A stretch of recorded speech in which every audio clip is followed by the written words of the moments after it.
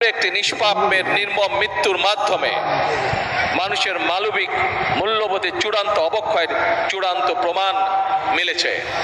শিশু নির্যাতন বা নারী নির্যাতন বর্তমান সরকার কোনোভাবেই মেনে নেবে না। সকল সম্মানিত উপস্থিতিবৃন্দ, দীর্ঘদিনের ফ্যাসিবাদী শাসন শুধুমাত্র দেশের মানুষের অধিকার আর দেশের অর্থ সম্পত্তি লুট করেনি, বিচার বিভাগ সহ দেশের সমস্ত প্রতিষ্ঠানগুলোকে ধ্বংস করে দিয়েছে।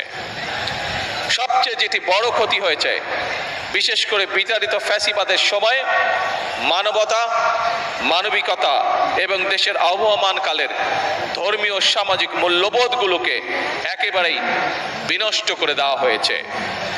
ঢাকার মিরপুরে একটি নিষ্পাপের নির্মম মৃত্যুর মাধ্যমে মানুষের মানবিক মূল্যবোধের চূড়ান্ত অবক্ষয়ের চূড়ান্ত প্রমাণ মিলেছে। প্রিয় উপস্থিতিবৃন্দ, প্রিয় ভাই বোনেরা, এই বিষয়ে একটি কথা আজকের এই অনুষ্ঠানে আমি পরিষ্কারভাবে আপনাদের সামনে তুলে ধরতে চাই।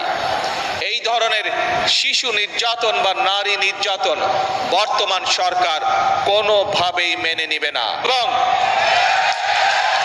এবং বর্তমান সরকার রামিসার এই হত্যাকারীর সর্বোচ্চ শাস্তি ইনশাআল্লাহ আগামী 1 মাসের মধ্যে নিশ্চিত করবে এবং সেই সর্বোচ্চ শাস্তি হচ্ছে মৃত্যুদণ্ড,